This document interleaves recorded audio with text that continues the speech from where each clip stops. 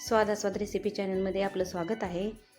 तर आजची रेसिपी आहे आंब्याचे लोणचं। तर आपण आंब्याचे लोणचं बनवणार आहोत। तर मी इथे 30 कैऱ्या घेतलेल्या आहेत आणि ते पाण्यामध्ये थोडा वेळ भिजत ठेवलेले आहेत। आता ह्या कैऱ्या आपण स्वच्छ धुवून घ्यायच्या आहेत।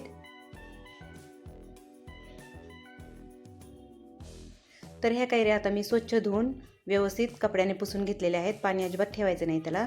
आणि आपल्या ते देठाचा भाग आहे ना, तो आपल्याला काढून टाकायचा आहे। तर आता आपण कैऱ्याचे तुकडे करून घेऊयात।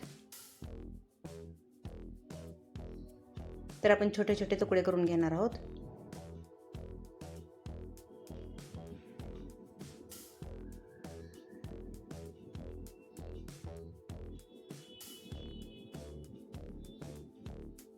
तर अशा पद्धतीने छोटे छोटे तुकडे करून घ्यायचे आहेत आपल्याला। शेवटपर्यंत रेसिपी नक्कीच बघा, तुम्हाला नक्कीच आवडेल। हे लोणचं वर्षभर टिकतं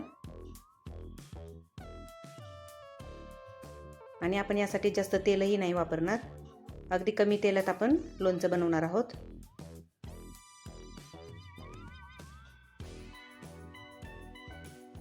तर मी आता कैऱ्याचे तुकडे बनवून घेतलेले आहे। तर आता ह्या कैऱ्या आपण पंख्याखाली दिवसभर सुकवून घ्यायच्या आहेत, म्हणजे त्यामध्ये जे काही थोडंफार पाण्याचा अंश असेल ना, तो कमी होतो।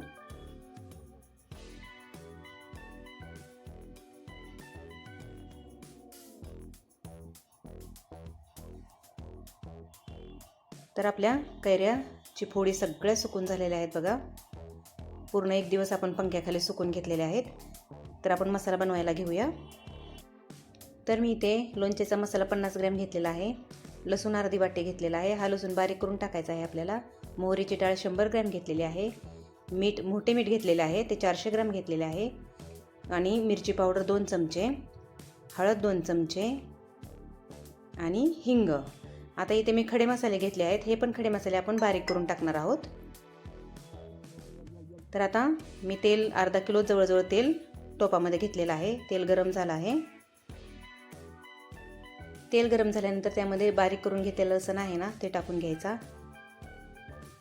आणि लसूण चांगला लाल झाल्यानंतर आपल्याला गॅस बंद करायचा आहे, कारण आपण जे मसाले टाकणार आहे ना, ते त्यामध्ये जळले नाही पाहिजे। बघा, लसूण चांगलाच लाल झालेला आहे। आता हिंग टाकून घेऊयात आपण। नंतर मिरची पावडर, हळद, लोणचेचा मसाला टाकला। आपण जे गरम मसाला घेतला होता, म्हणजे खडे मसाला, तो बारीक करून टाकला। आणि मोहरी डाळ सगळं व्यवस्थित मिक्स करायचं। आता खडं मीठ आहे ना, ते पण टाकून घेऊया।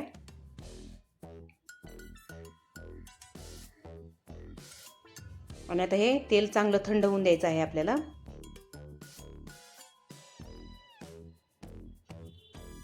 तर मसाला थंड झालेला आहे। तर यामध्ये आपण कैऱ्याच्या फोडी टाकून घेऊयात।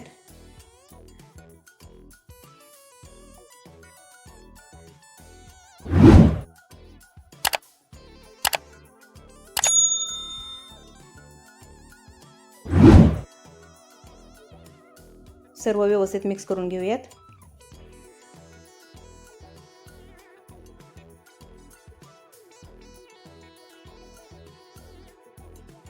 तर तुम्ही पाहू शकता आपलं लोणचं तयार झालेलं आहे।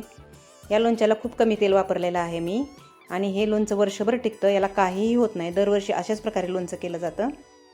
तर हा व्हिडिओ तुम्हाला आवडला असेल तर नक्कीच सांगा आणि लाईक आणि कमेंट करायला विसरू नका। आणि ही रेसिपी नक्की ट्राय करून बघा। धन्यवाद।